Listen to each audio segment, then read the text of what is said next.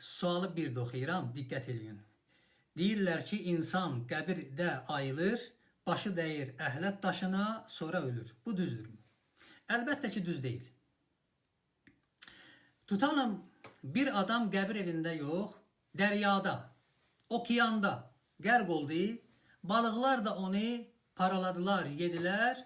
O hansı balığın qarnında əyləşib baxmalıdır.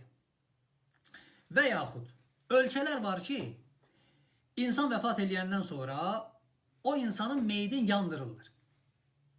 Yanandan sonra onun külün yığırlar, havaya sorurlar. Ya suya səpirlər, ya torpağa səpirlər. Əlbəttə ki, torpaq onların hamısını qəbul edir. Nə ki var, hamısını torpaq qəbul edir. Amma bu yanaşma düzdür. Yəni insan qəbir evində yenidən belə çıxır ki, yəni qəbir evində əyləşməkdən ötürü, oturmaqdan ötürü ruh bədənə daxil olmalıdır. Ruh insanın bədənindən xaric olandan sonra o bədənə daxil olacaq nə zaman? Qiyamətin günündə. Ruh bədəndən ona görə çıxmayıb ki, qəbir evində təzədən daxil olsun.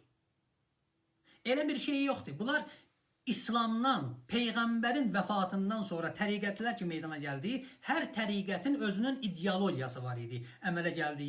İdeologiyalar, onların öz proqramları, sonra demək inacılar, adət-ənənələr və bunlar yavaş-yavaş qoşuldu şərhi məsələlərə, şəriət kimi bunu cəmaata çatdırdılar, təlqin elətdirdilər və cəmaatın da fikrində bu cürdür ki, insan qəbir evində oturacaq, ona sorğu-sual olunacaq, qiyamətdən qabaq sorğu-sual olmayacaq, narahat olmayacaqsınız.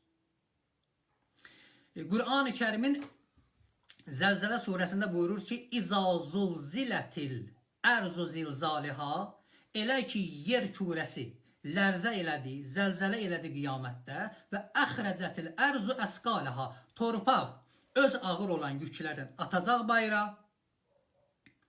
Yəni insan istəyir o tozdan olsun, istəyir cism olsun, istəyir kül olmuş olsun. Onların hamısını torpaq qaytaracaq. Yasin surəsində indi Quran oxuyanlar gözəl bilirlər. 78-ci ayəsində var ki, bir ərəb səhralıqdan keçəndə yerdən bir dənə sümük tapır. İndi insan sümüyü olur, heyvan sümüyü olur, nə olur? O sümüyü yerdən götürür, gəlir Həzrət Peyğəmbəri yanına. O Yahudi olur, istəyir Peyğəmbəri pərt eləsin. Məscidin qapısından girir içəri, deyir ki, Muhammed, Həzrət